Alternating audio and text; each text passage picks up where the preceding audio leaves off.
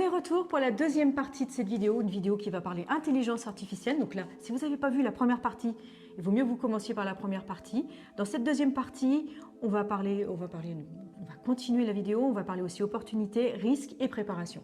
On vous met un lien vers la première vidéo parce que si vous ne l'avez pas encore vue, il vaut mieux commencer par la première. Oui.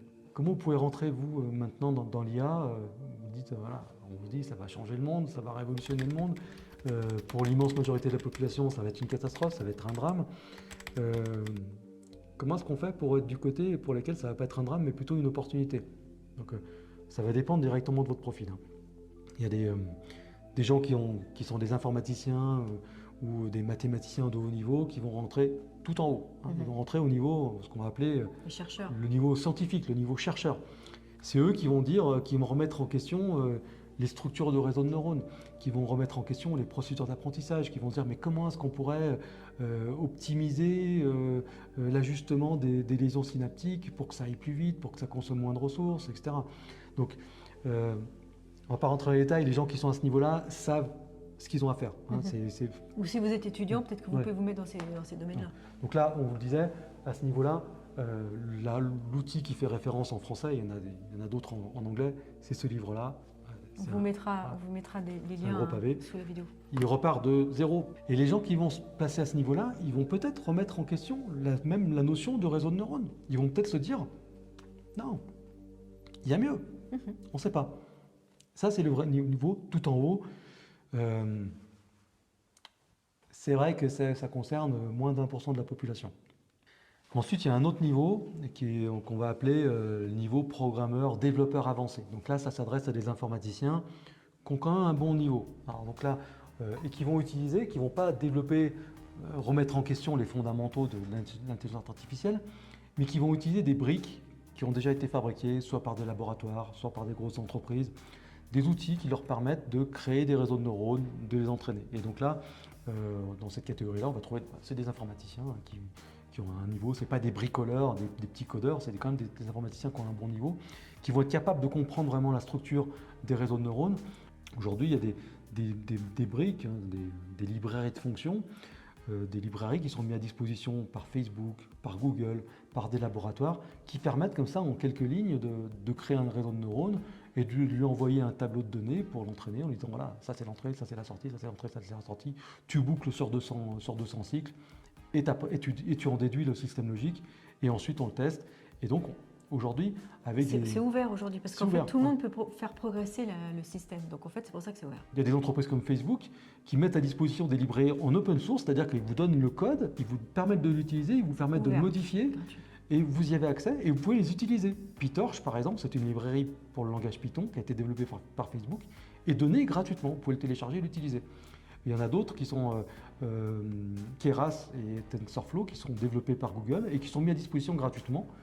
Aujourd'hui, vous prenez Keras en Python, vous dites il y a une ligne qui crée le réseau de neurones, une autre ligne qui lui donne le système on va dire le tableau d'entrée-sortie pour faire l'apprentissage, et puis vous lancez l'apprentissage, vous le laissez tourner, et il arrive à la fin, il a formé le cerveau pour apprendre. C'est-à-dire un cerveau vide. Un cerveau vide. Donc là, nous, on conseille pour les personnes qui veulent se situer à ce niveau-là, ce bouquin, qui permet d'attaquer vraiment l'intelligence artificielle à partir des librairies qui sont mises à disposition par Google. Et c'est à la portée de bons informaticiens, de gens qui connaissent leur boulot de développeur correctement. Il n'y a pas besoin d'être des stars, il ne faut pas non plus être complètement débutant, quoi. Après, tu as le niveau développeur. Ouais, après, il y a le niveau développeur, des gens qui n'ont pas envie d'aller créer des réseaux de neurones, qui n'ont pas envie d'aller les entraîner, mais qui veulent quand même bosser là-dedans.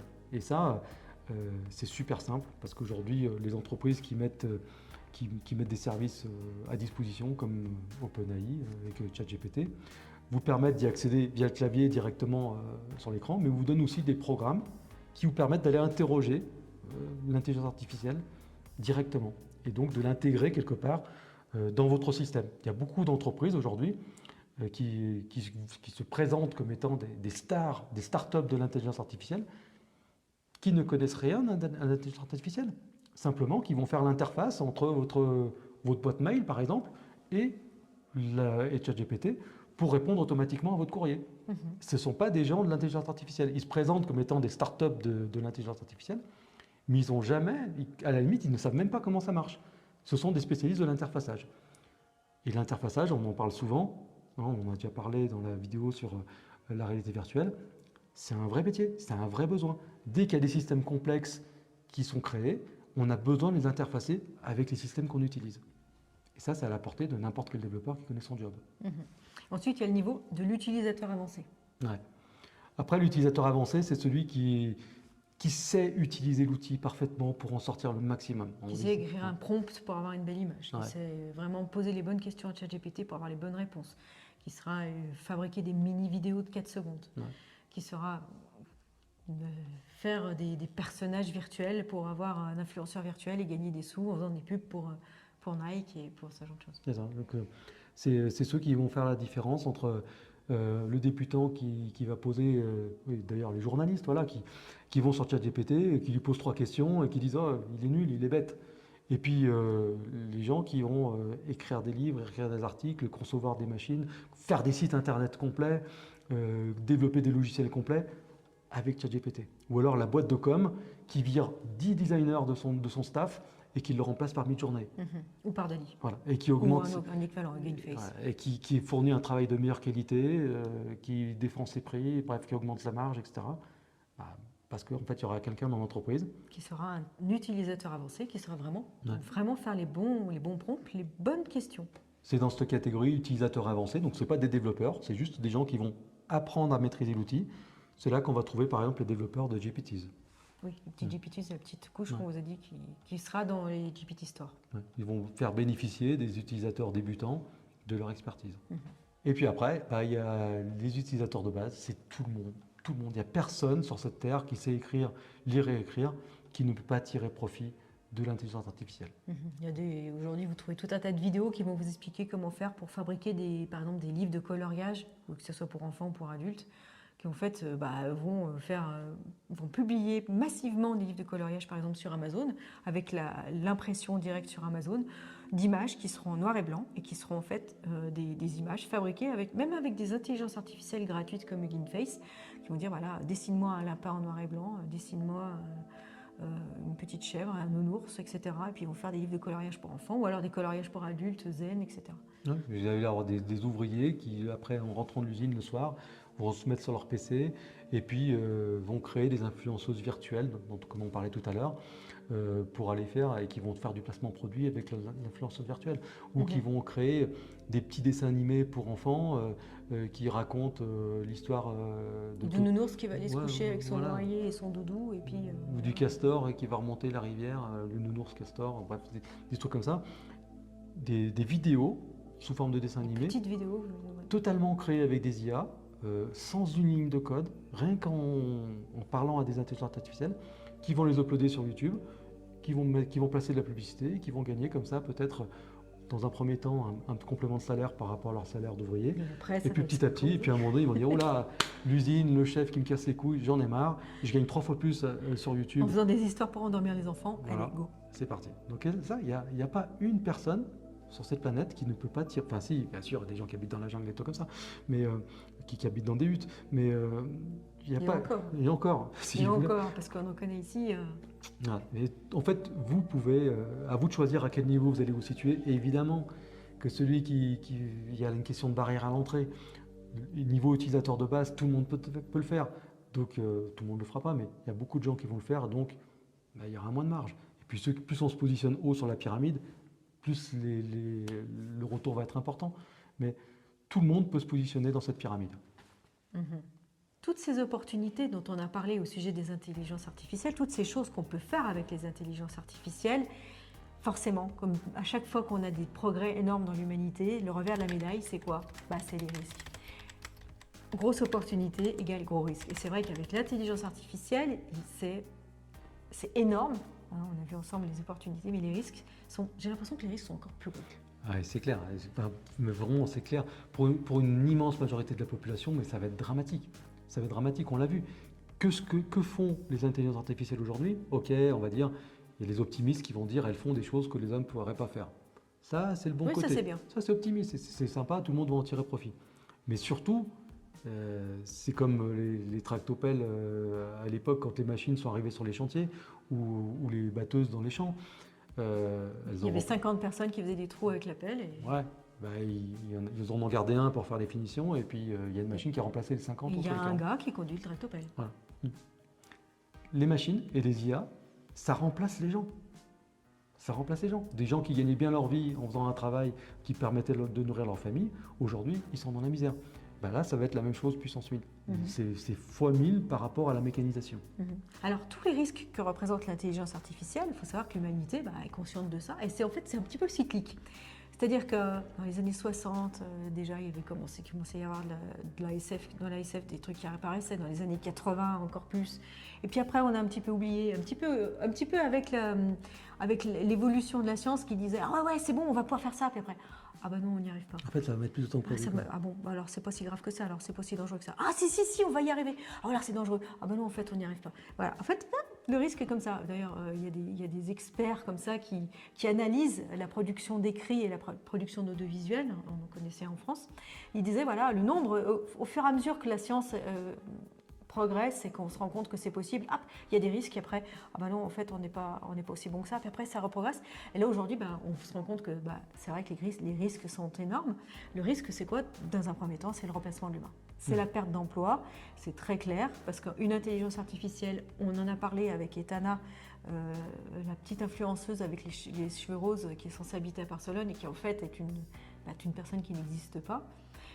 Il y a tout un tas de gens qui étaient influenceurs, qui gagnaient leur vie comme ça ou qui gagnaient des compléments de salaire comme ça, qui aujourd'hui vont perdre complètement ça. Pourquoi? Parce que Etana, elle travaille tout le temps, 24 heures sur 24, voire même 100 heures sur 24, parce que c'est dans ces proportions-là, et elle ne demande rien, et puis elle fait ce qu'on lui dit. Mais elle ne demande pas à voyager en première classe quand elle part faire des photos à l'autre bout du monde. Elle n'a pas besoin de faire de régime pour avoir la tablette. On lui colle l'arrière-plan, et puis de toute façon, elle n'existe pas. Donc, les gens vont être remplacés. Ça va être des journalistes, ça va être dans tous les domaines. On en a déjà parlé, on a fait déjà la liste 1000 fois. Les gens vont être remplacés massivement.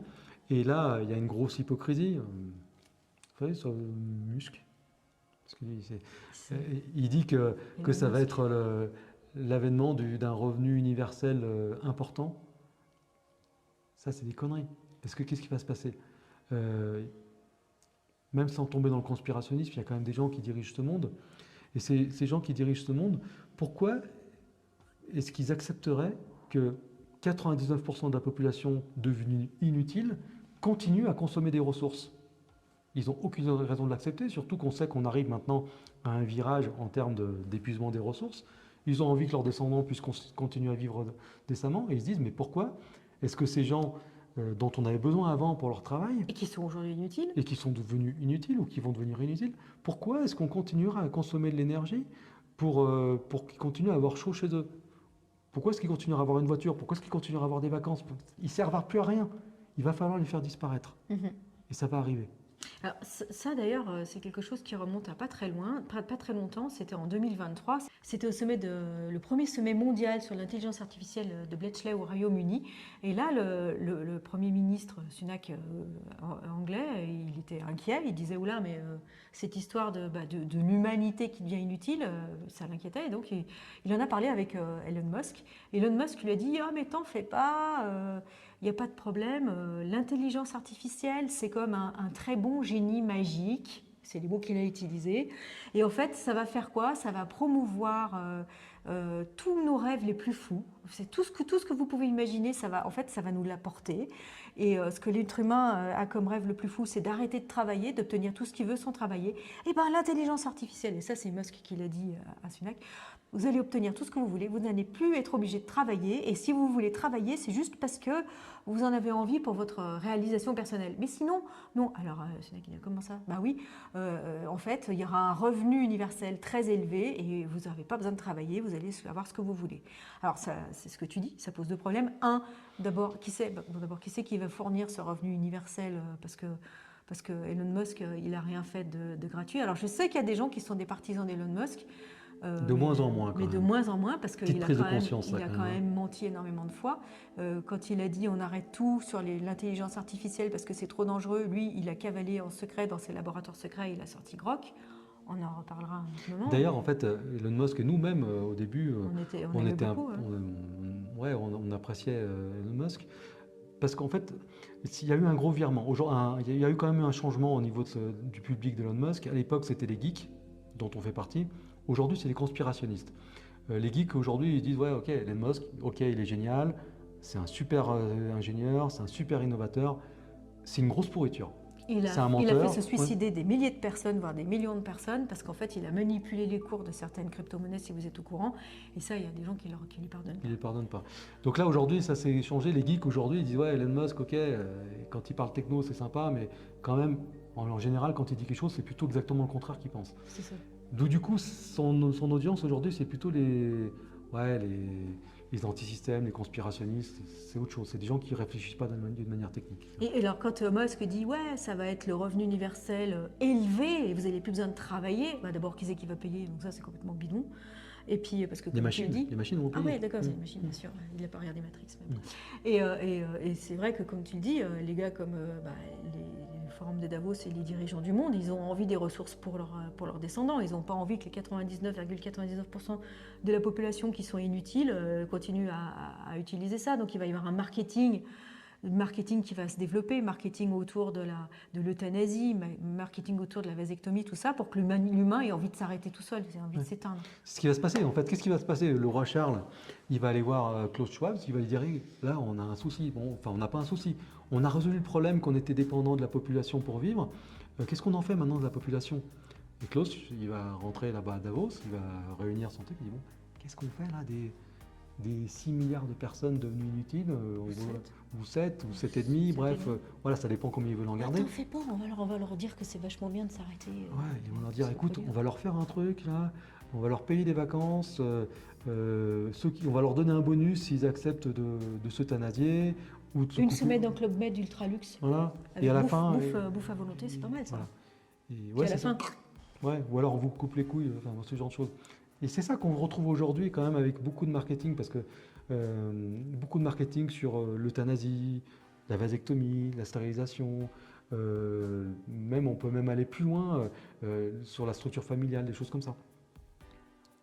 Ben en fait, c'est peut-être déjà ça qui est en place, hein. C'est peut-être ça qui est en train de se mettre en place, parce qu'ils le savent. Ils ont anticipé qu'il y allait avoir de moins en moins d'humains utiles. Ouais. Pourquoi est-ce que monsieur et madame tout le monde continuerait à polluer l'atmosphère avec sa voiture, continuerait à consommer des ressources pour chauffer son appartement, réclamerait des aides pour aller au ski, alors qu'il ne sert plus à rien?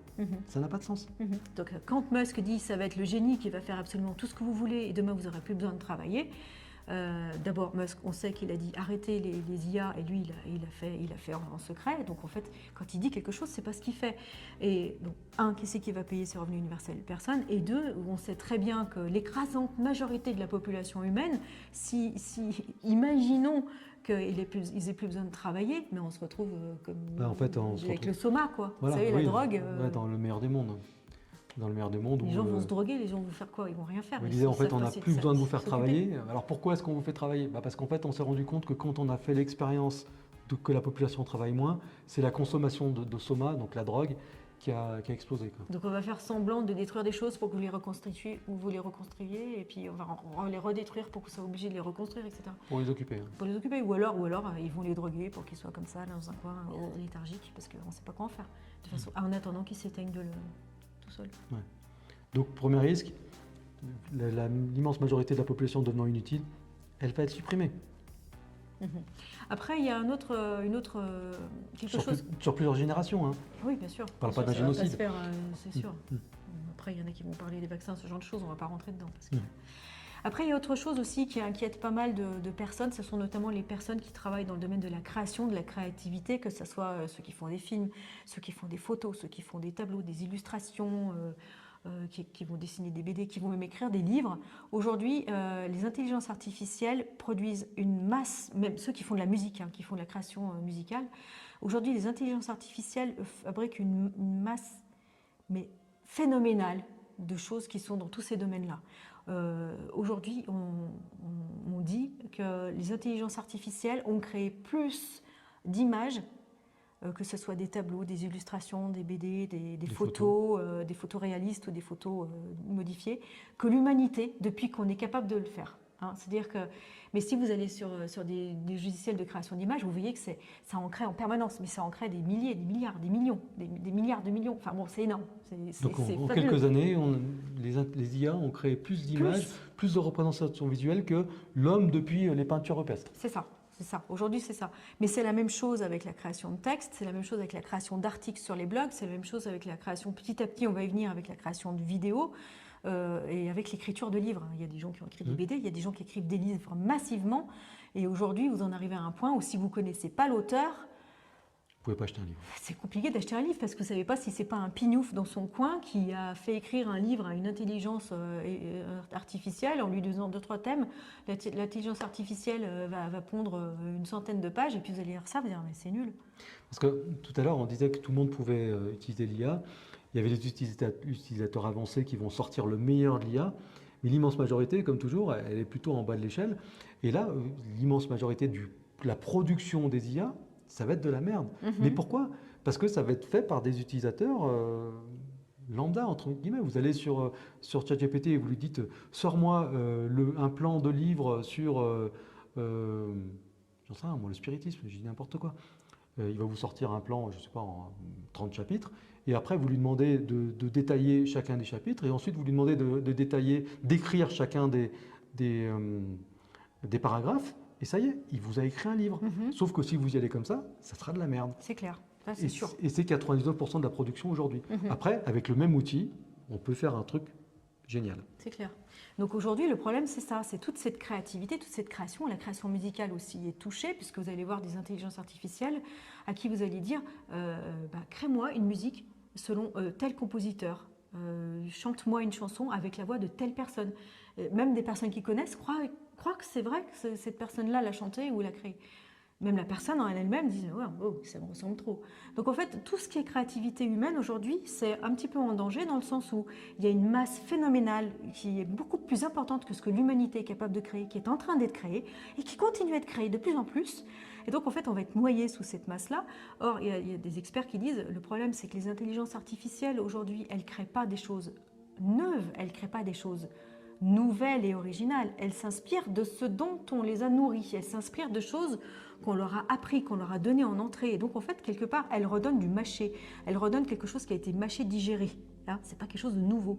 Contrairement à un artiste qui va créer un nouveau style, un nouveau genre. Hein, si vous prenez Gustav Klimt, il a créé des choses nouvelles. L'intelligence artificielle, elle va peut-être s'inspirer du Gustav Klimt. Elle va peut-être aussi s'inspirer d'autres peintres. Et elle va faire un truc nouveau. Mais ça sera inspiré de ce qui existe déjà. Et quelque part, ça sera du digéré.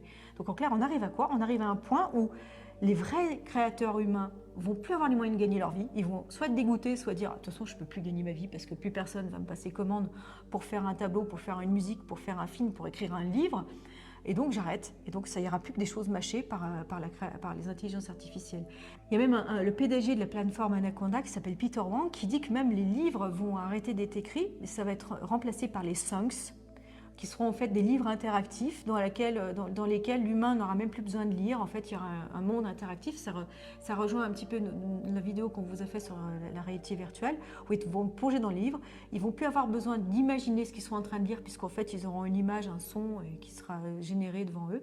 Et les livres, ces syncs, ne seront plus écrits par les humains, mais par les intelligences artificielles. Donc en fait, la créativité de l'humain n'existera plus, et même la créativité du lecteur n'existera plus.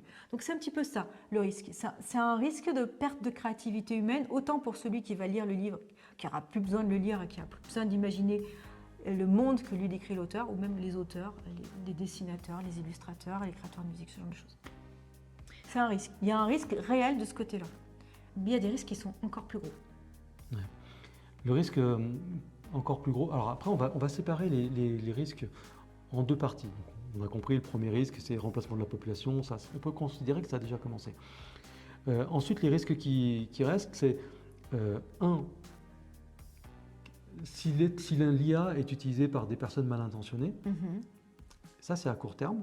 Et un peu plus tard, c'est ce qu'on va retrouver dans la science-fiction, donc on va parler de Terminator et d'autres, le risque de l'intelligence artificielle elle-même, qui se sera développée suffisamment, qui se sera dupliquée et reproduite suffisamment et qui aura continué son autonomie par rapport à ses créateurs. Et qui va dire, en fait, qui va devenant le vrai maître du monde, va se poser la question que se posent aujourd'hui les maîtres du monde. Pourquoi supporter l'être humain? hein. Donc ça c'est un peu plus tard, on va y venir aussi. Premier risque, Ouais. c'est que des personnes mal intentionnées utilisent l'intelligence artificielle contre vous. Ouais. Alors, mal intentionné façon terroriste ou mal intentionné façon État dictatorial. État totalitaire ou entreprise peu scrupuleuse, etc.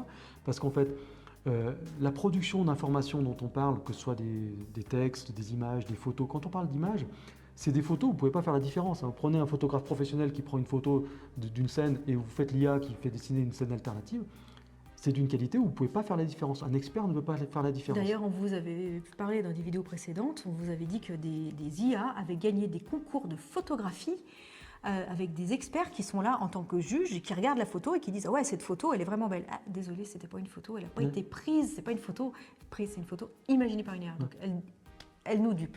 Donc des images, des vidéos qui aujourd'hui sont considérées encore devant des tribunaux comme des preuves. Des preuves, voilà, j'ai la preuve que ça s'est passé comme ça. Vont être fabriquées massivement par des IA, mais à des millions et des millions d'exemplaires. Voilà, des documents qui vont sortir comme si c'était vous qui aviez filmé ce qui se passait en bas de votre immeuble, fabriqués par des IA, qui vont fabriquer une réalité complètement artificielle, complètement fausse, qui vont vous faire croire n'importe quoi. Et quand on arrive à vous faire croire n'importe quoi, bah, on arrive à vous faire n'importe quoi. Donc ça, c'est un risque à court terme. Quelqu'un de mal intentionné, une entreprise dans son marketing, ou un État totalitaire, ou des mouvements politiques, ou des mouvements religieux, bref, des gens qui veulent vous amener dans une direction, en auront la possibilité. Simplement en construisant tout un environnement, un écosystème d'information complètement imaginaire pour vous amener à croire quelque chose qui vous fera agir d'une certaine manière qui sera sans aucun rapport avec la réalité. Et ça, le fait de faire croire n'importe quoi à n'importe qui, de manière à les amener à faire un comportement qu'ils n'auraient pas eu normalement, ça peut s'appliquer même dans des contextes auxquels on ne pense pas. Ça peut être appliqué par exemple par des États pour saper le moral des militaires qui est en face. Vous avez eu certainement sur les réseaux sociaux voilà, les militaires qui sont appelés pour aller au front, ils embrassent leurs femmes, ils embrassent leurs bébés, et puis voilà, ils montent dans le train avec les collègues ou dans l'avion avec les collègues pour aller se battre à l'autre bout du monde. Imaginez maintenant que tous ces gens-là qui sont dans la tente, dans les camps, dans des pays hostiles, qui radent la photo de leur femme comme ça sur leur téléphone et qui leur envoient des messages, et puis ils reçoivent une vidéo super réaliste de leur femme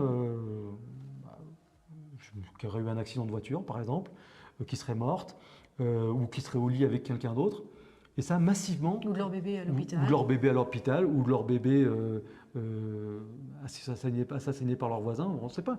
Tout ça, ça peut être fabriqué par des IA. Imaginez que tous les soldats au front, ou seulement les officiers d'ailleurs, reçoivent ce genre de message. Qu'est-ce qui va se passer? Ça ne va pas désorganiser tout le système militaire? Bah si. Hein, c'est un exemple, mais on peut le décliner à l'infini. C'est un exemple personnel. En fait, c'est de la manipulation personnalisée. C'est vraiment quand les personnes vont être visées dans leur vie intime avec des manipulations de ce genre. Parce que, bien sûr, on va imaginer des manipulations à différentes échelles, comme par exemple imaginer des vidéos qui vont montrer Biden en train de faire certaines choses, ou alors Trump en train de faire d'autres choses, ou Poutine, ou n'importe, des dirigeants. Bah là, oui, c'est sûr qu'ils vont être la cible de fausses images, de fausses vidéos. Mais non, là, on parle de gens vraiment dans leur intimité, une personne, n'importe qui, personne lambda, mince, manipulée dans sa personnalité, dans sa vie personnelle. Et ça massivement. Hein, à l'échelle individuelle, en fait, chaque personne individuellement va recevoir un message personnalisé avec une manipulation personnalisée qui lui est destinée à lui, qui marcherait sur personne d'autre, mais qui pour lui va rentrer directement au plus profond du cerveau pour l'amener à avoir un comportement. Mais en fait, multiplié par le nombre d'individus. En fait, c'est une action collective personnalisée à l'échelle de l'individu. Ça, ce genre de choses, les intelligences artificielles vont en être capables. Elles sont capables de beaucoup de choses, elles sont aussi très fortes en informatique. C'est-à-dire que quand on dit que GNOME, l'intelligence artificielle, a fabriqué 2,2 millions de nouveaux matériaux, parmi lesquels on est en train d'en fabriquer 736, quelque chose comme ça, imaginez, elles sont aussi capables de fabriquer des millions de virus informatiques, des millions d'attaques informatiques qui seront extrêmement efficaces, extrêmement efficientes, et donc elles peuvent faire tomber des systèmes. C'est-à-dire que le jour où des terroristes ou des États totalitaires attaquent d'autres États avec les intelligences artificielles d'un point de vue en utilisant les intelligences artificielles pour être plus efficaces d'un point de vue informatique, ils sont capables de faire tomber des pays comme ils l'ont fait au Costa Rica il y a de ça quelques temps. Oui, il y a quelques temps, c'était les hackers russes qui avaient fait tomber quasiment toute l'informatique du gouvernement, quoi. Donc il y a plein de gens qui sont morts parce que les rendez-vous, rendez-vous médicaux avaient été déprogrammés, etc. Et donc les hôpitaux ils savaient plus quoi faire, ils n'avaient plus rien. Et donc il y a des gens qui attendaient et qui sont morts. Les gens qui attendaient pour des opérations, et en fait, l'agenda des médecins avait été effacé. Il n'y avait pas de docteur le jour où ils sont morts, quoi. Toutes les commandes de médicaments, d'outils avaient disparu. Donc ils étaient là, plus rien. Imaginez, c'est quand ça arrive. Et puis même sans parler d'agir comme ça, ne serait-ce que la surveillance généralisée, la collecte de données sur tout, y Ça, compris. c'est les entreprises ou les États. Hein. Et puis l'analyse avec des moyens, en fait, comme si chaque individu était étudié et analysé finement par des experts, sauf qu'en fait c'est chaque individu, mais tous les individus de la planète, quoi. Et les experts, ce sont des intelligences artificielles qui écoutent, qui regardent, qui savent tout, quoi. Quand ils savent ça, ils peuvent vous faire n'importe quoi. Ils peuvent vous faire acheter n'importe quoi. Ils peuvent vous vendre n'importe quoi. Ils peuvent vous amener à avoir n'importe quel comportement jusqu'à tuer votre voisin ou tuer quelqu'un de votre famille, quoi. Et les États totalitaires, alors, ils peuvent utiliser les intelligences artificielles, mais aussi ce qu'il faut voir, c'est qu'ils vont avoir intérêt à vous les interdire. Pourquoi ? C'est un petit peu comme, vous savez, ce privilège de la violence où les États totalitaires disent les armes, ce sont leurs armées et leurs polices qui les ont, et la population a juste le droit d'avoir des fourchettes et des râteaux, quoi. C'est pareil avec les intelligences artificielles. Les États totalitaires vont dire quoi ? On les interdit pour le grand public, mais par contre, ils se les gardent pour eux, pour surveiller et analyser la population, pour contrôler, pour mettre des caméras partout qui vont être capables de vous reconnaître à la moindre poussière d'ADN, ou juste avec votre iris ou juste avec votre visage, et puis vous serez complètement pisté. Vous serez écouté 100% du temps. Si vous mettez 100 $ ou 100 € de côté parce que le fisc il n'a pas vu passer, ils vont tout. Ça, c'est ce qui est en train de se passer aujourd'hui avec la Commission européenne, qui commence à discuter de se dire, et si on interdisait les intelligences artificielles ? Alors, qu'est-ce qu'ils ont derrière la tête ? Ils vont se dire, on va interdire aux particuliers d'y avoir accès, on va interdire aux petites entreprises d'y avoir accès, peut-être qu'on va interdire à Amazon de s'en servir pour son marketing, peut-être, c'est même pas sûr.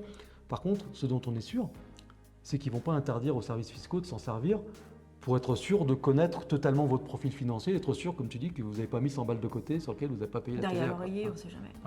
Ça, c'est sûr qu'ils ne vont pas s'en priver, même de la même manière qu'ils ne vont pas se priver aussi d'avoir la reconnaissance faciale généralisée pour savoir à chaque instant où est-ce que vous êtes et où est-ce que vous avez placé chaque dollar, quoi.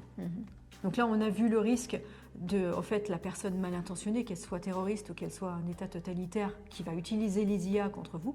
Et puis après, il y a le niveau au-dessus, c'est quand l'intelligence artificielle, et ça c'est ce qu'on retrouve dans les livres et dans les films notamment, quand l'intelligence artificielle est capable de s'auto-reproduire, de s'auto-améliorer, et qu'elle devient quelque part autonome vis-à-vis de son créateur, vis-à-vis de l'être humain, et là qu'elle devient dangereuse parce que elle se pose la question, elle analyse les choses, elle analyse l'humain, et elle se dit... Est-ce que ces humains-là qui grouillent ne seraient pas l'équivalent de virus qu'il faut exterminer ? Est-ce que ce ne seraient pas des rats qu'il faut dératiser, quoi ? Toute logique, dès que l'intelligence artificielle pourra se maintenir elle-même, qu'elle pourra subvenir à ses besoins elle-même, comme dans Matrix et dans Terminator et d'autres, pourquoi devrait-elle accepter que les humains consomment des ressources dont elle risque d'avoir besoin elle-même ? Elle n'a aucune raison. Et puis même si ce n'est pas dans un but égoïste, si elle a une conscience globale de préserver la Terre, par exemple, elle pourrait arriver à la conclusion, comme on disait tout à l'heure, en disant, si elle analyse concrètement la délinquance et les problèmes qu'il y a, la criminalité, elle va arriver à des conclusions que vous ne verrez jamais dans les journaux. Si elle analyse qui est en train de détruire l'environnement, elle va arriver à la conclusion que c'est l'être humain. Elle va dire, si on veut sauver la planète, on va détruire l'être humain. C'est un petit peu comme Karl dans 2000 Odyssée de l'espace qui dit il faut que j'arrive à tel objectif, les humains m'en empêchent, j'élimine les humains. Ouais. Alors il y a des gens qui vont dire oui, mais il y a des solutions. Alors je ne sais pas si vous connaissez l'île du Docteur Moreau, où le Docteur Moreau il essaye de fabriquer des humains à partir d'animaux, et pour que ces animaux deviennent civilisés. Il a des dicteurs de la loi qui disent telle est la loi, on ne doit pas marcher à quatre pattes, on ne doit pas manger de la viande, on ne doit pas s'attaquer aux humains, telle est la loi. C'est comme les lois de la robotique d'Asimov, il faut se dire oui, on n'a qu'à mettre des lois. Mais bon, l'intelligence artificielle, on peut lui dire tu as des lois, mais au bout d'un moment, si on lui donne vraiment la capacité de raisonner et de passer au-dessus, comme on dit, de s'auto-répliquer, de devenir indépendante, elle va dire ouais, c'est bon, ta loi. Bah, les lois, on en a par exemple pour les êtres humains, voilà, les 10 commandements, l'émergence de la civilisation. Bon, ça faisait longtemps que l'homme marchait debout, mais bon, bref, la société commence à se structurer. Les 10 commandements, ouais, tu ne voleras point, tu ne prendras pas la femme d'un autre homme, tu ne tueras pas, etc. Ok, c'est clair, ils sont clairs les 10 commandements. Est-ce que pour autant, jamais personne n'a volé, jamais personne n'a tué, jamais personne n'a pris la femme de son voisin? Je Non, crois qu'on en est loin encore. on en est très très loin. Donc si ça n'a pas marché pour l'être humain, il y a des chances que ça ne marche pas non plus pour les machines, quoi. Alors, il y en a qui disent que pour les robots, pour les arrêter, il suffit d'avoir un bouton stop. D'ailleurs, c'est quand Musk a discuté avec Sunak, il lui dit ouais, ce qu'il faut craindre, c'est les robots qui vont te suivre partout, mais t'en fais pas, il suffira de mettre un bouton stop et puis comme ça, on l'arrête le robot. Ouais. C'est histoire de Comme si ça suffit. détourner l'attention à dire mais c'est pas les IA le problème, ça va être les robots humanoïdes. Ouais, qui vous ratent imaginez partout des dans la rue. R2 qui vous suivent partout. Ouais, ouais. Après, les boutons stop, ça existe, les boutons, des vrais boutons, ça existe quasiment plus. Il y a quelques années, vous aviez un PC, quand vous allumez, ça fait clac, et puis quand vous éteignez, ça fait clac. Et effectivement, quand il était éteint, c'était un vrai interrupteur. Il n'y avait pas de courant qui passe, il n'y avait pas d'alimentation. Le PC était pas alimenté, il pouvait se passer quoi qu'il. Voilà, il n'était pas alimenté. Ça veut dire qu'il ne vous écoutait pas quand il était en train de dormir, le PC, parce Ouais. qu'il était vraiment éteint. Ouais. Maintenant, on est loin de ça. On en est très très loin. Aujourd'hui, votre PC, c'est plus un interrupteur, c'est un signal. Vous appuyez dessus, ça envoie un signal qui dit réveille-toi. Et puis, il peut y avoir d'autres signaux qui arrivent par le réseau pour lui dire la même chose. La preuve, c'est Pareil, que vos téléphones. quand vous les éteignez, vous appuyez pas sur l'interrupteur. Vous lui dites éteins-toi. Donc, c'est bien la preuve que c'est pas. Voire vous lui dites mets-toi en veille. Ouais. Et ça va être comme ça sur les robots, ça va être comme ça. Enfin, Et puis même, Ça- si le robot il a un bouton stop, marche arrêt, l'intelligence artificielle va être assez intelligente pour prendre son autonomie vis-à-vis du bouton en disant bah, on va le chanter ce bouton, c'est tout, on va faire croire qu'on est à l'arrêt puis on ne le sera pas. ouais. Donc, voilà. Donc le bouton stop, ça ne va pas être du tout une solution. Alors, la loi, télé-loi, ça marche pas. Ça marche pas avec l'homme, ça marche pas avec les robots, ça marchera pas avec les La IA. loi de la robotique, je ne crois pas non plus. Ouais. Le bouton stop, pourquoi pas, mais c'est un truc archaïque, c'est un truc, c'est revenir, ça n'existe pas, c'est pas un composant d'actualité, quoi. En tout cas, au niveau des films, alors bien sûr, on a cité 2001 l'Odyssée de l'espace, on a cité Terminator, Matrix, je ne sais pas si vous vous souvenez, mais dans Matrix, quand Morpheus explique à Neo en fait, comment est-ce qu'on en est arrivé à ce que les gens soient enfermés dans la matrice, un monde complètement imaginaire, et qu'en fait, ils sont dans des cocons et qu'en fait, on utilise leur énergie corporelle pour alimenter les machines. Comment on en est arrivé là?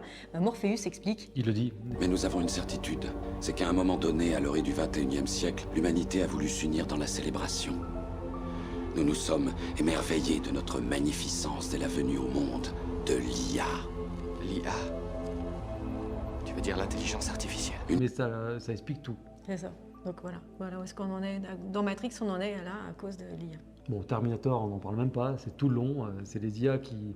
On a beau repousser le destin, à un moment donné, l'IA prend le pouvoir, elle décide d'éliminer l'homme, quoi. Et puis dans War Games, ils ont frôlé une guerre nucléaire mondiale du fait d'une intelligence artificielle qui était en train de jouer à un jeu de guerre avec un gamin. Parce qu'en fait, ils avaient mis entre les mains d'une intelligence artificielle tout le système de défense, y compris les prises de décision de l'armée américaine. Et l'envoi des missiles, etc., les boucliers de défense, etc. etc. Alors, on vous a déjà parlé d'OpenAI. OpenAI, c'est l'entreprise qui a créé ChatGPT, qui a créé DALL-E, etc., qui est à l'origine de beaucoup de plein d'autres trucs d'ailleurs, parce que plein d'autres choses. par exemple, en termes de synthèse vocale, c'est aussi OpenAI qui a le meilleur système aujourd'hui, quoi. Ouais, parce que ce qu'il faut que vous sachiez, c'est que ChatGPT, si vous prenez la version payante, il peut vous parler avec un petit accent, s'il parle en français, parfaitement s'il parle en anglais, on ne sait pas trop comment est l'accent espagnol, mais bon, voilà, il vous parle. Et bien, sachez que OpenAI, notamment Sam Altman, on vous a déjà parlé de Sam Altman, on vous a déjà dit que Sam Altman était un prepper, était un survivaliste, et donc Sam Altman, lui, il aime bien prévoir les choses, se dire, voilà, il a un ranch qui coûte plusieurs millions de dollars, où il peut aller très rapidement avec son hélicoptère, qui est complètement autonome, qui a tout ce qu'il faut. D'ailleurs, Sam Altman, il dit qu'il a plein de stocks de nourriture, qu'il a un grand morceau de terrain, qu'il a des masques à gaz, des gilets pare-balles, et il dit aussi qu'il a des flingues parce qu'il adore les flingues. Voilà. Donc Sam Altman, patron d'OpenAI, survivaliste qui se déclare survivaliste, ce qui est quand même quelque chose de très spécial dans le domaine comme ça de les hautes technologies, des patrons qui osent l'avouer, alors qu'il y en a beaucoup qui le sont. En fait, il a dit qu'effectivement, notamment avec ChatGPT 5 qui va bientôt sortir, avec son Q-Star, qui est Q avec une étoile, Q-Star, qui est en fait une version sur laquelle il serait en train de travailler et qui sera plus intelligente parce qu'en fait elle va être notamment intelligente d'un point de vue mathématique. Donc en fait il se dit qu'il y a un risque. Hein. Il se dit, James Cameron avec son Terminator, Matrix, etc. Ça peut arriver, il existe un certain nombre de risques, donc du coup il faut qu'on travaille dessus. Et il a créé ce qu'il appelle la Preparedness Team. En fait c'est l'équipe de survivalistes au sein d'OpenAI. Alors le patron de cette petite Preparedness Team c'est Alexander Madry, certainement un pote à Sam Altman qui doit aussi avoir une fibre survivaliste. 2-3 personnes qui sont au sein d'OpenAI qui ont certainement cette fibre, et aussi Sam Altman, je pense qu'il va. Ouais, il en fait partie. Il en fait partie, je ne sais pas s'il est co-dirigeant, enfin bon, il a un poste important au sein de cette Preparedness Team, de cette équipe de survivalistes. Et en fait, ils sont là pour travailler, pour réfléchir quels sont les risques, qu'est-ce qu'il faut qu'on fasse, qu'est-ce qui peut arriver, comment est-ce que ça peut déraper, qu'est-ce qui peut se passer. Alors, On se demande quand même qu'est-ce qu'ils font toute la journée. nous on s'est imaginé, mais alors qu'est-ce qu'ils font toute la journée, comment est-ce qu'ils travaillent, comment ils sont. Alors moi je les imagine comme dans le dernier Matrix, je ne sais pas si vous avez vu le dernier Matrix, le 4e, où quand Neo, Thomas Anderson, est encore dans la matrice avec sa barbe et tout, vous savez, le Neo façon John Wick avec sa barbe et tout. Ils sont dans une grande pièce, ils sont là, c'est l'équipe de fabrication de jeux vidéo, ils sont en train de plancher sur Matrix 4 et on les voit là dans leur pièce super moderne, super bien équipée avec des fauteuils off qui tournent et tout, ils sont tous là en train de donner leur idée et on fait ça, et on fait ça, on fait ça. C'est un petit peu Un brainstorming. un brainstorming de gars des high-tech qui sont là pour faire un jeu vidéo. Ben, moi je les imagine comme ça, la plupart des styles de... Je sais pas, moi je me demande. Je sais pas, on se demande ce qu'ils font toute la journée en fait. Déjà, c'est pas. Peut-être qu'il y a des gens qui travaillent à plein temps, de toute façon, il a les On sait moyens pas, aujourd'hui. Lui, en tout cas, c'est probablement pas un job à plein temps, donc Non. c'est une sorte de réunion comme ça du club survivaliste chez OpenAI.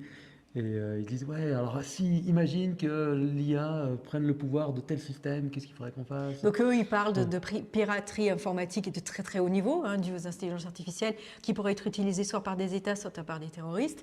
Ils parlent de la manipulation personnalisée, où justement ils disent, mais en fait on va vous raconter n'importe quoi, et ça sera personnalisé vis-à-vis de vous, et donc vous allez vraiment y croire. Ils parlent de nucléaire, bactériologique, chimique et biologique. Ça, il a peur de ça en avec gros, les terroristes. ils disent de toute façon, l'IA va progresser, elle va devenir hors de contrôle, elle va passer au-dessus de l'être humain, elle sera beaucoup plus performante, elle aura accès à tout, elle sera plus intelligente. Ils sont en train de franchir les derniers jalons, qui est l'intelligence logique mathématique.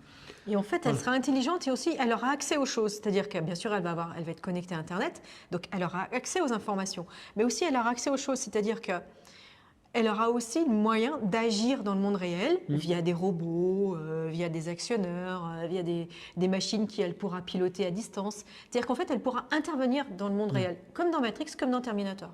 Et bien sûr, ils pensent à leur intelligence artificielle, les intelligences artificielles qu'eux développent, et puis à toutes les autres qui sont développées dans des laboratoires, non pas privés, bien sûr, ils sont privés, mais secrets surtout. Ouais, ils sont Sam surtout Altman, secrets. il parle de laboratoire C'est-à-dire, en secret. gros, toutes les autres menaces, des IA qui peuvent être mal intentionnées, travailler pour des gens mal intentionnés, des gouvernements totalitaires, ennemis, des entreprises peu scrupuleuses, des groupes terroristes, et puis, bien sûr, l'IA qui dit l'être humain, il y en a marre, on n'a plus besoin d'eux, Et voilà, on va faire ça comme dans Terminator. Et ils disent, dératisation d'humains. ok, qu'est-ce qu'on fait maintenant? Franchement, si eux ils se posent cette question et qu'ils engagent des moyens dessus, C'est qu'ils je payent crois- des gens pour travailler dessus, pour réfléchir dessus. ouais, c'est pas, voilà, c'est pas comme les survivalistes que vous voyez sur YouTube là, qui se la racontent et qui disent, Quel multitool il faut acheter. entre deux bières, ils se demandent quel couteau il faut acheter. Ouais. Donc si eux ils se posent la question, je pense que ça vaut le coup qu'on se la pose aussi. Et d'ailleurs, Sam Altman, c'est pas le seul à s'être posé la question. Il y a un autre gars, peut-être que vous connaissez, il s'appelle Joe Biden, il est président des États-Unis. Et ben en fait cet été, il a regardé le dernier Mission Impossible avec Tom Cruise, qui s'appelle Dead Reckoning ou un truc comme ça, en anglais. Je sais pas comment ça a été traduit en français. Et donc en fait, dans ce film, le méchant, c'est une intelligence artificielle qui manipule l'humain pour justement semer le chaos au sein de l'humanité et prendre le pouvoir sur l'humanité. Et donc Joe Biden, il a vu ça et il s'est dit waouh. Donc il a vu ça, Joe Biden, et puis il a vu autre chose aussi. Il a vu des fausses photos de lui, sa famille, son chien, etc. Où il s'est dit mince, mais moi j'ai jamais été là avec mon chien, comment ça se fait? On m'a pris en photo ici. avec telle personne, mais j'ai jamais fait ça. Et puis il s'est vu en vidéo aussi. Il s'est dit mais non, mais comment, on n'a pas pu me filmer là, j'ai pas fait ça. Et donc il s'est dit oulala, ça devient vraiment dangereux. C'est-à-dire qu'on peut imiter des images, on peut imiter des vidéos, on peut imiter ma voix, on peut faire n'importe quelle fake news avec son image, et en plus derrière il voit Mission Impossible. Et là il se dit il faut faire quelque chose. Et là, au niveau des fake news, il ne faut pas se référer à ce que vous allez trouver sur des applis gratuits ou des applis bon marché. Vous allez dire, ah, mais là, quand on regarde bien, les deux ombres, elles se contredisent, ou alors il manque un pied à la table, etc. Ça, c'est ce que vous avez avec les applis auxquelles vous avez accès. Quand ce sont des États terroristes qui vont s'emparer et qui vont utiliser ça, il n'y aura pas ces problèmes-là. Aujourd'hui, quand ce sont des fake news qui sont indétectables, il n'y a aucun expert qui va dire, ah non, là, on voit en zoomant qu'il y a une incohérence, donc c'est une fausse image. Non, non. De toute façon, ça va tellement être massif, ça va tellement être une quantité importante d'informations qui va inonder le monde et qui va... D'ailleurs, il n'y a pas besoin de convaincre les experts pour mettre la pagaille, il suffit de convaincre la population et elle ne verra pas qu'il manque un pied à la chaise. Oui, c'est ça. Donc en fait, Biden a vu Mission Impossible, il a vu les fake news que des gens étaient en train de faire avec sa propre image et l'image d'autres personnes qui connaissaient. Il s'est dit il faut faire quelque chose. Et donc il a signé, ça y est, il y a un projet de loi qui a été signé pour protéger, donc les mots qu'il utilise, c'est pour protéger les Américains des risques qui seraient issus des intelligences artificielles. Donc en fait, en pratique, il a dit ça va évoluer, parce qu'aujourd'hui, on n'est pas encore conscient de tous les risques. Il l'a dit lui-même. Il a dit par contre, à partir de maintenant, les entreprises qui développent les intelligences artificielles, il faut qu'elles se soumettent à des tests de fiabilité, des tests de sécurité. Et donc il a inventé un nouveau bureau fédéral qui sera chargé d'analyser les risques des intelligences artificielles. Ouais. Mais bon. Après, il a bien dit, donc on va contrôler les entreprises qui développent des intelligences artificielles. Mais ça n'a aucun sens. En fait, il pourra contrôler que les entreprises qui commercialisent les intelligences artificielles. Et qui déclarent qu'ils travaillent dessus. Et qui les déclarent. Une entreprise qui, en son sein, développe une intelligence artificielle et qui n'en parle pas, personne ne le saura, ils vont faire ce qu'ils veulent. Moi, ça me rappelle des histoires des brevets sur les procédés quand on travaillait dans l'industrie.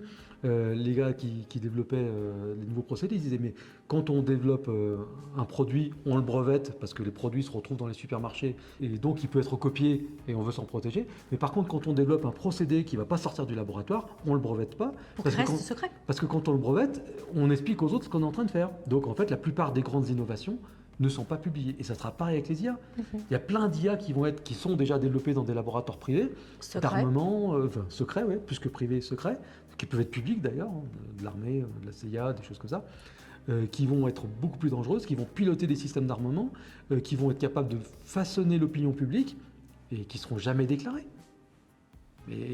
Donc jamais déclarées, donc jamais contrôlées et jamais interdites. Donc Sam Altman, quand il dit les risques nucléaires, bactériologiques, biologiques et chimiques, il pense notamment, comme on l'a dit, 2,2 millions de nouveaux matériaux fabriqués. C'est la même chose si vous voulez fabriquer du vivant, de fabriquer des nouvelles bactéries, des nouveaux virus, des nouveaux agents pathogènes ultra virulents, ultra violents qui peuvent tuer l'humanité très rapidement. Aujourd'hui, les intelligences artificielles, elles savent faire des nouveaux matériaux, elles peuvent faire aussi des nouveaux agents pathogènes par millions. Parmi ceux-là, il y en a qui vont être viables, il y en a d'autres qui ne vont pas être efficaces, il y en a d'autres qui vont être vraiment efficientes. Ils vont les fabriquer et puis ils peuvent les libérer dans l'atmosphère. Donc c'est ça, quand on parle de la preparedness team, c'est ça. Joe Biden, il pense à ça, mais pas seulement, il pense aussi à la disparition du travail, ce genre de choses. Alors nous, qu'est-ce qu'on peut faire face à ça ? Comment vous pouvez vous préparer ? Parce qu'on n'est pas Sam Altman, on n'est pas Biden, on a quand même des moyens beaucoup plus limités. Déjà, ce dont il faut prendre conscience, c'est que ceux qui sont en première ligne, ce sont ceux qui développent, entraînent et mettent à disposition des intelligences qui sont open source et gratuites. Open source, ça veut dire que le public y a accès, il a accès au code, c'est-à-dire qu'il peut modifier le code. Oui. C'est open source, c'est ouvert. Les sources sont ouvertes. Même si vous n'allez pas le modifier, en tout cas, parce que la plupart des gens utilisent c'est vrai que pour la plupart des gens, des utilisateurs, open source, ça veut surtout dire gratuit, parce qu'ils ne vont pas aller modifier le code. Qui va aller modifier Stable Diffusion ? Ça sera des spécialistes. Par contre, la plupart des utilisateurs vont l'utiliser sans savoir comment ça marche. Mais par contre, ce qui est intéressant, c'est que ces intelligences, vous y avez accès, donc elles ne sont pas propriétaires d'entreprises qui les utilisent pour eux, pour manipuler les cours de bourse et vous mettre en faillite, par exemple. Comme par exemple Amazon a son intelligence artificielle qui va être réservée soit aux abonnés premium, soit aux salariés. Grok, l'intelligence artificielle de ex-Twitter, maintenant ça s'appelle X, bah, ça va être réservé aussi aux abonnés premium, etc., etc. Il y a tout un tas d'entreprises, sans compter ceux qui ont des intelligences artificielles internes qui sont exclusivement pour un certain type de salariés. Donc nous, notre conseil, c'est quand même de les télécharger. Hein. Il y a beaucoup de ces applications qui peuvent tourner sur des PC. Téléchargez-les parce que demain, ils vont peut-être les interdire, ces IA. Il y a beaucoup d'États qui vont les interdire. Il y a beaucoup d'États qui vont interdire ces IA pour que vous n'y ayez pas accès, sous couvert de tout un tas de choses, préserver l'emploi ou n'importe quelle autre connerie. Donc téléchargez-les, gardez-les peut-être sur un disque, apprenez à vous en servir. Parce que ces gens, ceux qui sont en première ligne, les vrais résistants, ce sont ceux qui entraînent ces intelligences pour que vous y ayez accès. Donc téléchargez-les. Peut-être qu'aujourd'hui vous n'en servez pas, mais peut-être que demain elles vous seront utiles quand ça sera interdit. Maintenant, la première ligne qu'on dit de résistance, elle peut se doter d'intelligence artificielle qui vont l'aider. Et là, on va vous faire voir des bouquins, si ça vous intéresse de lire des histoires où justement les IA ne sont pas des ennemis, mais au contraire peuvent devenir des alliés. Et ça, on y croit, nous. Hein. Ça, on pense que c'est comme ça que ça peut se passer. Donc, tout d'abord, Orson Scott Card, le cycle d'Ender. Alors, c'est pas tout de suite au tout début c'est pas dans Stratégie Ender que vous allez voir ça. Dans le cycle d'Ender, ça arrive un petit peu plus tard. C'est une intelligence artificielle qui s'appelle Jeanne, et elle est extrêmement puissante. Et c'est vrai qu'elle aide Ender. Donc ça, si vous voulez voir comment ça se passe, comment ça a été décrit par Orson Scott Card, moi j'ai vraiment apprécié. C'est vraiment bien. Ensuite, on vous a déjà parlé de Frédéric Paul, tout ce qui est la grande porte, les pilotes de la grande porte, rendez-vous à la grande porte, etc. Où là, il y a des intelligences artificielles et notamment là-dedans, lui, il pense que les premiers qui vont être remplacés, notamment, c'est tout ce qui est psychologue, médecin, etc. Et puis ensuite, il y a des intelligences artificielles qui vont être plus spécialisées, Einstein, pour tout ce qui est scientifique, l'assistant personnel, etc. Bon, si vous voulez voir, ça c'est super bien aussi d'un point de vue intelligence artificielle. On vous mettra les liens directs sous la vidéo. Si vous avez d'autres idées, n'hésitez pas à les mettre en commentaire. Et puis, donc là, c'est Einstein, Jane pour Orson Scott Card. Et puis là, c'est Mike, l'intelligence artificielle. Alors, ça, voilà. On vous conseille de lire aussi Robert Heinlein, Révolte sur la Lune. Mike, l'intelligence artificielle, qui est pareil, qui va les aider, qui n'est pas du tout nocif, qui n'est pas du tout méchante, mais qui au contraire leur donne un sacré avantage vis-à-vis des personnes, des ennemis. Ça, c'est un bouquin qui a une réputation un petit peu de guide pour la révolution. Oui. Parce que ce n'est pas l'intelligence artificielle, mais il y a un personnage très intéressant qui travaille avec l'IA, qui est en fait une sorte... C'est souvent chez Heinlein, il y a souvent un vieux monsieur... c'est lui, il doit s'identifier dedans, il doit se projeter dedans, qui a toute la connaissance et qui a tout prévu, etc. Donc ça aussi, et qui là organise justement la révolte des colons, des terriens donc, qui ont colonisé la Lune. Et donc c'est Mike, l'IA, associé avec plusieurs personnages, dont un qui est un vieux monsieur qui a tout prévu, un vieux professeur. C'est un vrai manuel de guérilla en fait. Ouais, très, très intéressant comme bouquin. D'ailleurs, on vous mettra des liens encore, les liens directs. Robert Heinlein, c'est aussi lui qui a écrit le livre En terre étrangère, dans lequel il y a le mot gnoqué en français et grok en anglais. Ouais, on y reviendra là-dessus. On en reparlera. On en reparlera. Grok, ça vous parle peut-être. Ça vous parlera peut-être, mais on en reparlera. On vous met les liens vers des liens directs vers ces bouquins sous la vidéo. Donc ça, c'est pour la première ligne. C'est pour dire que les IA peuvent être aussi des alliés. Et c'est vrai que la première ligne, c'est ce qu'on disait. C'est déjà de fait des alliés. Vous avez la possibilité de vous en servir d'alliés. Et maintenant, ça va peut-être être interdit. Clairement, aujourd'hui, c'est pas une vue de l'esprit. La possibilité d'interdire les IA, c'est déjà dans les tuyaux. Ils en ont déjà parlé. Les gouvernements en ont déjà parlé. Ça les embête. Donc, ça les embête. Que ça soit à disposition de tout le monde. Voilà. Ils vont pas se l'interdire eux de l'utiliser. Par contre, s'ils peuvent vous interdire vous de l'utiliser, ils le feront. Vous avez la possibilité de les télécharger, de les mettre de côté, on verra ce que vous en ferez, parce que vous avez la possibilité d'entraîner des petites IA, des petits modèles chez vous, ça prend du temps, ça consomme des ressources, etc. Les gros, c'est pas à votre portée, mais vous pouvez déjà télécharger les fichiers d'apprentissage. Et puis après, vous verrez, il y a moyen aussi de rajouter ce qu'on appelle le fine-tuning, c'est-à-dire finir l'entraînement pour spécialiser. Ça, on peut encore le faire, quoi. Vous avez l'impression que des fois, on regarde le téléphone, c'est parce que le téléphone nous met des messages d'alerte en disant attention, je suis presque vide. Et Ouais, il c'est ça. n'arrête pas de nous le faire, donc on est là, regarde, il nous reste combien de pourcents? C'est ça, c'est pour ça. C'est pour ça. Ensuite, il y a une deuxième ligne. Alors, elle est moins évidente celle-ci parce que ce sont quand même des entreprises qui ont pour vocation de gagner des sous, mais ce sont ces entreprises type OpenAI qui vous mettent à disposition des intelligences artificielles Tout ce type. qui est Hugging Face et tout ça. Ouais, Hugging Face aussi. Ce sont des hubs. Ce sont des entreprises qui gagnent des sous, mais qui vous mettent à disposition des outils qui, sans eux, vous n'y aurez pas accès. Parce que si Sam Altman n'avait pas décidé que ChatGPT est accessible au public, ben vous êtes tranquille. Google, vous n'aurez pas mis à disposition Bard. Et tous les autres, c'est pareil. Donc, Ce serait des applications payantes qui pourraient être même très très chères. alors, déjà, il y en a une bonne partie, vous pouvez faire déjà beaucoup de choses gratuitement avec ces applications-là. Et puis ensuite, quand vous payez, c'est quand même vraiment pas cher C'est accessible. par rapport au service que ça peut vous rendre. C'est même accessible par rapport à un abonnement Netflix. On faisait la comparaison, on disait Ouais. bah ouais, bon, voilà quoi. Ouais. Donc, eux, c'est la deuxième ligne. Utilisez leurs services, soutenez-les. Vraiment, vous pouvez faire déjà beaucoup de choses. Ça peut vous faire gagner de l'argent, ça peut vous faire gagner du temps. Et vous avez besoin de temps et d'argent pour la suite. Open source, ça veut dire que les sources sont ouvertes, ça veut dire que le code est ouvert, ça veut dire que vous y avez accès. Vous pouvez voir comment est-ce qu'il est, si vous êtes informaticien, voir comment ils ont fait ça, vous pouvez le modifier. Mais surtout, c'est ouvert, contrairement aux laboratoires secrets, aux gens qui sont en train de faire des intelligences artificielles en secret et qui ne le déclareront pas, des gens qui sont dans leur entreprise avec leur intelligence et qui ne le disent à personne. Stable Diffusion, par exemple, qui est un outil open source qui permet de fabriquer des images, générer des images. Il n'est pas encore au niveau de Midjourney, mais c'est déjà un très bel outil. Vous pouvez le télécharger, il est open source, ok, vous pouvez le télécharger et l'installer sur votre PC. La plupart des gens ne pourront pas le modifier, ne vont pas regarder le code, ne vont pas modifier le programme. Peu importe, vous pouvez l'avoir, il peut vous appartenir, vous pouvez l'avoir chez vous.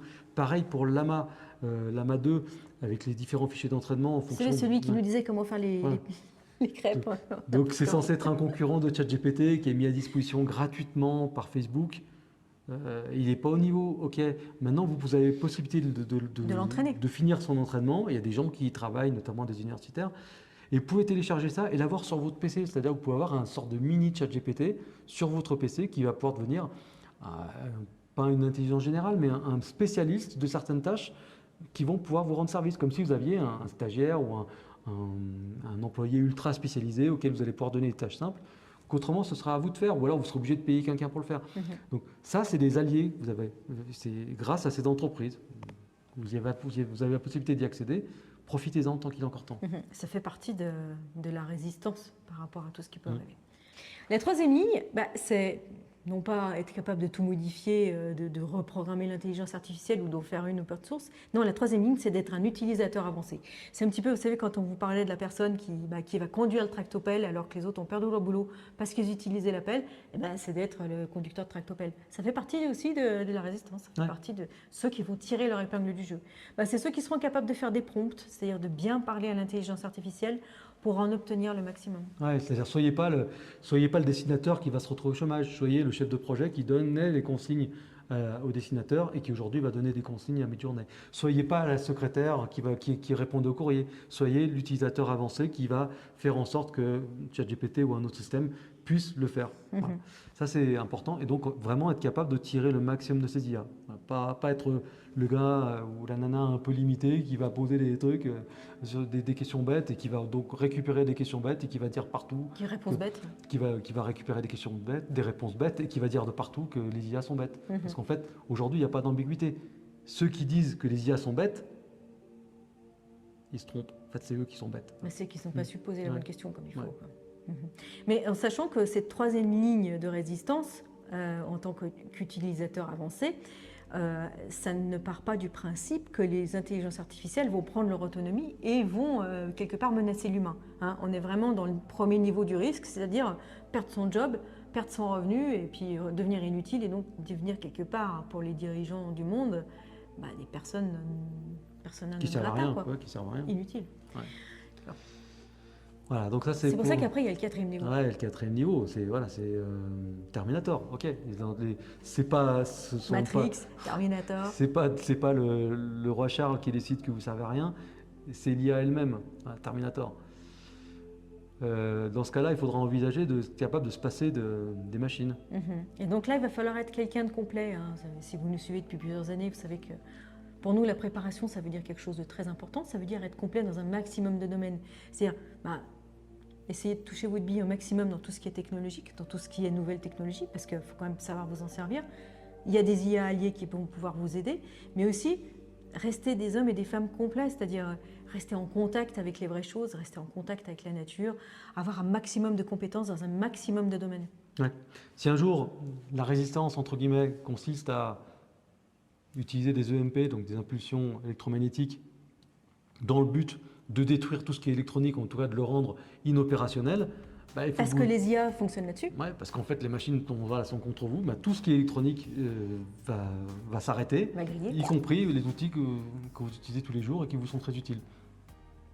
Donc dans la préparation, quand même, à un moment donné, il faut envisager la possibilité de faire un bond en arrière au niveau technologique. Utilisez la technologie jusqu'au bout tant que vous pouvez, parce que ça va vous faire gagner du temps, ça va vous faire gagner aussi de l'argent qui vous permettra de vous équiper pour la suite. Et à un moment donné, dire ok, je suis aussi capable de vivre sans, quoi. Donc être capable de vivre sans toutes ces électroniques qui nous entourent et qui nous aident, et donc quelque part... Et quand on dit vivre sans la technologie, ça ne veut pas dire vivre dans un trou et bouffer des vers de terre. On parle de continuer à avoir un niveau de vie décent. Et c'est tout ça, c'est ça la préparation. Hein.